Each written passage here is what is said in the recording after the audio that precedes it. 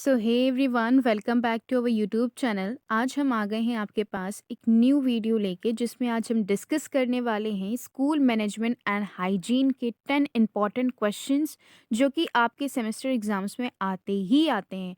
इससे पहले वाले मैंने वीडियोस में कई सारे पेपर्स के इम्पॉर्टेंट क्वेश्चन डिस्कस करे हैं, जिसका लिंक मैंने डिस्क्रिप्शन बॉक्स में डाल दिया, आप वहाँ से जाके देख सकते हो।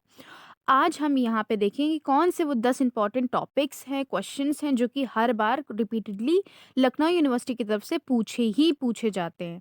तो चलिए वीडियो को स्टार्ट करते हैं बिना टाइम वेस्ट करे। तो सबसे पहले आप यूनिट यहाँ पे देख पा रहे हो, conceptual basis of school management. ये हमारी यूनिट 1 है।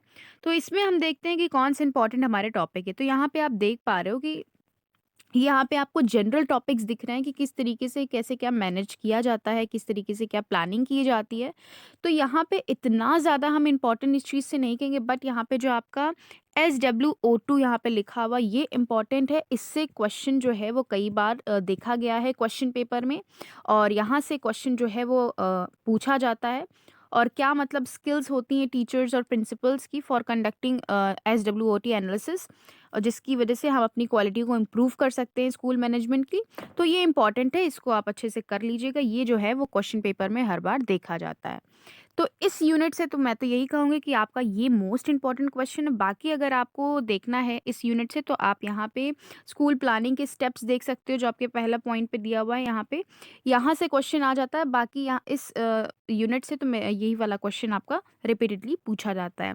अब हम सेकेंड यूनिट पे आते हैं। सेकेंड यूनिट पे कौन से टॉपिक जो है वो देखे जाते हैं, जो कि पेपर में आते ही आते हैं। तो सेकेंड यूनिट पे हम जैसे कि यहाँ पे एक टॉपिक देख पा रहे हैं, school climate, meaning and its types. और यहाँ पे कई बार ये पूछा जाता है कौन कौन से फैक्टर्स हैं जो कि स्कूल क्लाइमेट को क्या करते हैं, अफेक्ट करते हैं। तो ये मोस्ट इंपॉर्टेंट टॉपिक है आपका। ये हर बार क्वेश्चन पेपर में पूछा जाता है। हर बार जो है वो यूनिवर्सिटी इस क्वेश्चन को देती है, जिसकी आपको मीनिंग पूछ लेती है कभी कभी, या तो टाइप्स या तो फैक्टर्स कौन कौन से अफेक्ट करते हैं। तो ये आपका इंपॉर्टेंट क्वेश्चन है, इंपॉर्टेंट टॉपिक है, इसको आप अच्छे से कवर करिएगा। नेक्स्ट आपका यहाँ पे देखने को मिलता है हमें टाइम टेबल। टाइम टेबल क्या होता है, उसके कौन सी प्रिंसिपल्स होते हैं, कौन कौन सी टेक्निक होती हैं, और कई बार टाइप्स भी पूछ लेता है। तो टाइम टेबल भी बहुत इंपॉर्टेंट है, तो इसको आप बिल्कुल भी स्किप मत करिएगा। ये दो टॉपिक आप अच्छे से करिए, क्योंकि अभी आपके पास टाइम भी है अच्छा खासा। और आप इन टॉपिक्स को अगर आप कर लेंगे तो आपका ये पेपर बहुत ही अच्छे से जाने वाला है। अब हम इस यूनिट में देख लेते हैं कि कौन सा क्वेश्चन जो है वो इससे आएगा।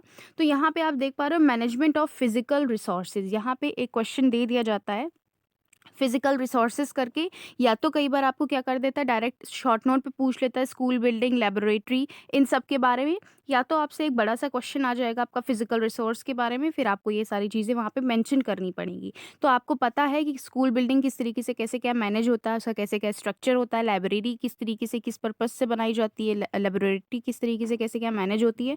तो ये जनरल आपका क्वेश्चन है, जो कि आप स्कूल से पढ़ के आए, आपने कभी ये सब चीज़ें देखी भी हैं किस तरीके से कैसे क्या वर्क करती हैं।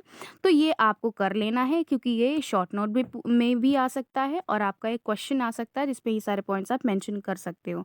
तो ये इस यूनिट से आपका ये सारे क्वेश्चन जो है वो पुट अप होते हैं, जिसमें कि आपका स्कूल क्लाइमेट तो मोस्ट इंपॉर्टेंट है, और ये इंपॉर्टेंट है, तो आप इसको ज़रूर से कर लीजिएगा इस यूनिट से।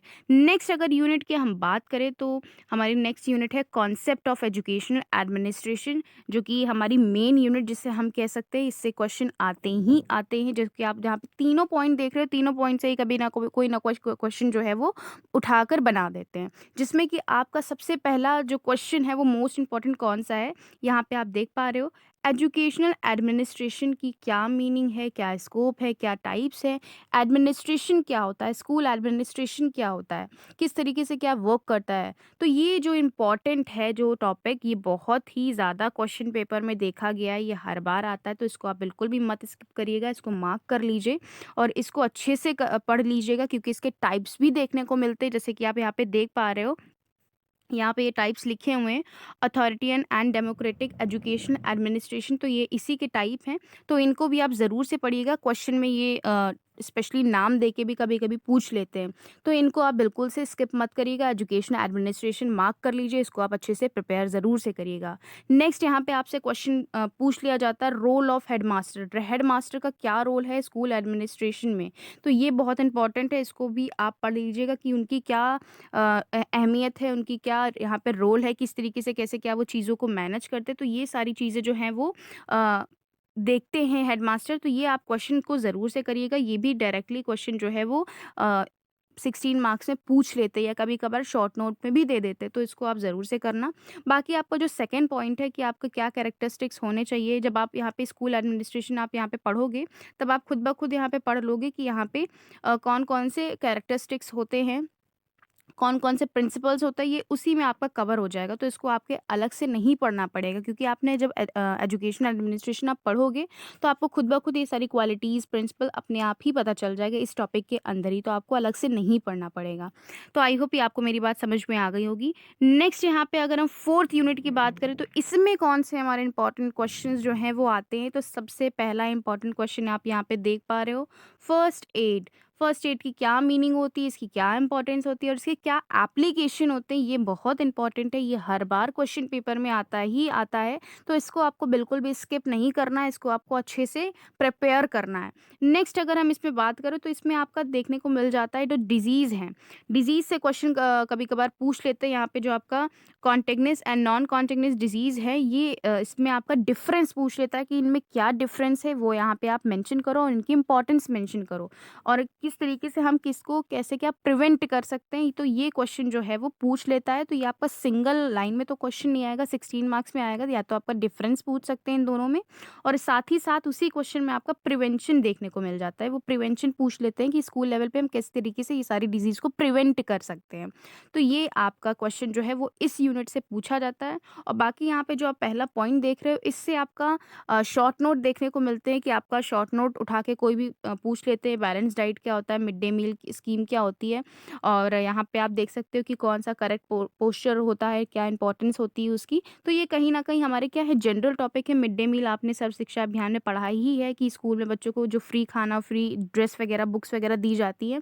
और बैलेंस डाइट क्या होती है आपने कहीं ना कहीं पढ़ रखा है। तो ये जनरल टॉपिक है जो कि शॉर्ट नोट में आ जाता है, तो इसको भी आप एक नज़र में देख लीजिएगा। बाकी आपके जो दो ये टॉपिक हैं, ये मोस्ट इंपॉर्टेंट है, इनको आप अच्छे से कर लीजिएगा, फर्स्ट एड और आपकी ये डिजीज़, इससे क्वेश्चन आता ही आता है। तो मैंने आपको यहाँ पे चारों यूनिट से कौन से टॉपिक आपको पढ़ने हैं, किस तरीके से कैसे क्या क्वेश्चन आता है, वो मैंने सारी ही चीज़ें यहाँ पे आपको बता दी हैं। तो जिसकी वजह से आपको आप पेपर में कोई भी दिक्कत परेशानी नहीं होगी। आप इन क्वेश्चंस को, इन्हीं टॉपिक्स को अगर आपने कर लिया, तो आपका एग्ज़ाम बहुत अच्छी तरीके से जाने वाला है। बस आप इन टॉपिक्स को अच्छे से प्रिपेयर करिएगा, और किस तरीके से आपको आंसर मेक करना है, आपको हर एक आंसर में फ्लो चार्ट की हेल्प ज़रूर से लेनी है। फ्लो चार्ट आपको ज़रूर से बनाना है, जिससे कि आपके पॉइंट जो हैं वो हाईलाइट होंगे, एग्जामिनर पे एक्सप्रेशन अच्छा पड़ेगा। और आपको 1 मार्क्स जो आपका क्वेश्चन है वो 16 मार्क्स का आता है, जिसमें आपके 2 क्वेश्चन उसी में इंक्लूड रहते हैं। 8 मार्क्स का एक क्वेश्चन, दूसरा 8 मार्क्स का क्वेश्चन।